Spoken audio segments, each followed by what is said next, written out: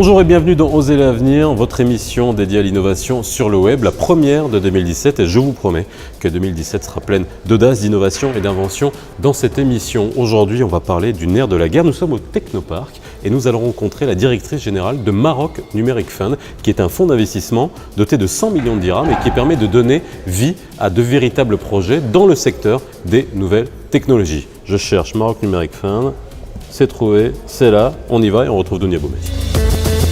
Dounia Boumedi, bonjour. Bonjour. Merci de nous accueillir. Ici, on est au Jocolabs, ici au sein du Technopark. C'est la deuxième fois qu'on vient au Technopark dans le cadre de Oser l'avenir. Vous êtes la patronne de Maroc Numeric Fund. On va voir bien dans quelques instants, bien entendu, qu'est-ce que vous faites au sein de ce fonds. Mais aussi, ici, on est au sein du Jocolabs. C'est quoi le Jocolabs? Alors, le Jocolabs, c'est un espace de coworking qui a été lancé initialement par l'un des fondateurs de Jocolabs, qui est Karim Sy. Et là, c'est sa première antenne au Maroc et ça a été fait à Casablanca au sein du Technopark. Alors, on va parler d'argent, parce que vous êtes la directrice générale de Maroc Numeric Fund, qui est un fonds d'investissement doté de 100 millions de dirhams. Et alors ça sert à quoi? Ça sert à financer des projets qui sont essentiellement basés dans le secteur des nouvelles technologies?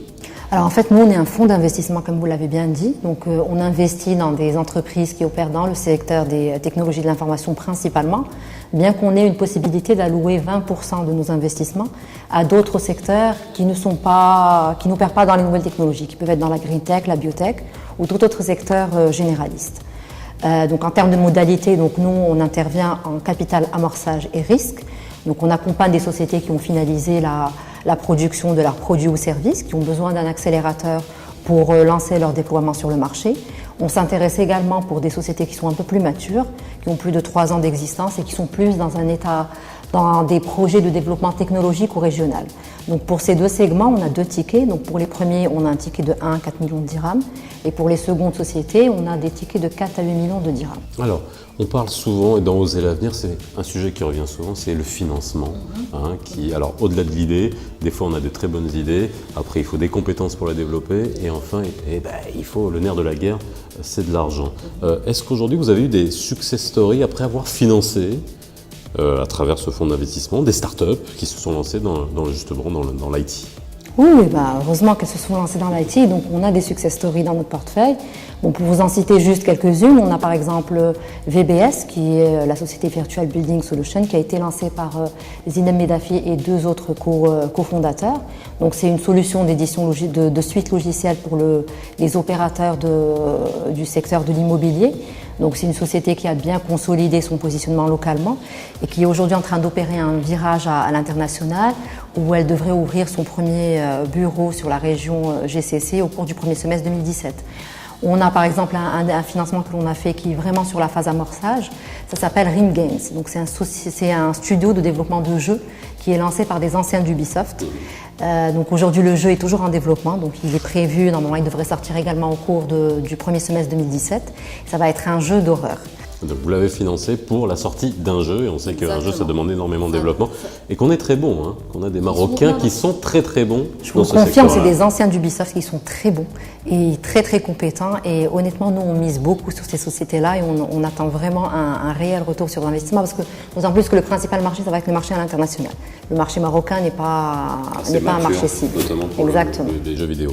Alors dernière question, et ça c'est important pour les entrepreneurs qui nous regardent, qui auraient des idées.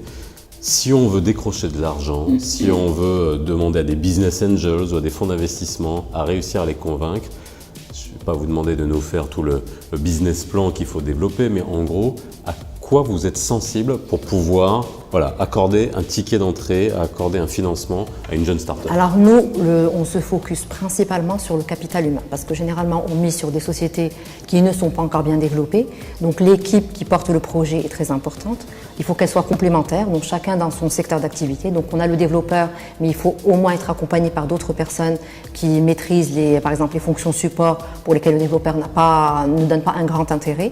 Il faut que cette société maîtrise son marché, qui est déjà un réel marché adressable, qu'elle le maîtrise et qui ait un réel potentiel de croissance. Donc déjà l'équipe, on porte un regard très précis sur l'équipe. Après, bien sûr, il faut qu'il y ait de l'innovation. parce qu'on a besoin qu'il y ait une rupture par rapport à l'industrie locale. Donc nous, on appréhende un peu l'innovation dans son sens le plus large. Justement, ça c'est vraiment la question à chaque fois. Comment on parlait de rupture, on parle aujourd'hui, il y a des notions de disruption, hein, on parle d'innovation disruptive. Et ça, est-ce qu'aujourd'hui on cherche ça, on a les capacités d'innover de manière radicale pour essayer d'avoir des choses vraiment très clairement qui détonnent avec ce qu'on a sur le marché? Alors en fait, comme je vous ai dit, donc nous l'innovation c'est vraiment dans son sens le plus large. Donc ça peut être une innovation juste technologique qui a réellement attrait à la technologie qui a été utilisée. Ça peut être une innovation dans le business model. Ça peut être dans le mode de commercialisation et elle peut être même relative à l'utilisation même du produit ou du service. Donc c'est un modèle d'innovation qui est vraiment vu d'une façon très large. Et le troisième point sur lequel on est regardant, c'est qu'il faut qu'il y ait des barrières à l'entrée. Il ne s'agit pas de développer un produit qui soit duplicable quelques mois après. Il faut qu'il y ait une réelle barrière à l'entrée. Donc il faut qu'il y ait une certaine avancée par rapport à ce qui se fait déjà localement pour permettre, pour qu'il y ait un peu d'avance par rapport à d'autres opérateurs qui pourraient s'installer par la suite et qui ne feront pas trop d'ombre. Propriété intellectuelle, bien évidemment. Merci Dounia d'avoir été avec nous, de nous avoir accueillis. On se retrouve bien évidemment sur Atlantic Radio tous les jours dans Oser l'avenir version radio avant les journaux de 8h30, 12h30 et 18h30. Moi je vous dis à la semaine prochaine dans Oser l'avenir.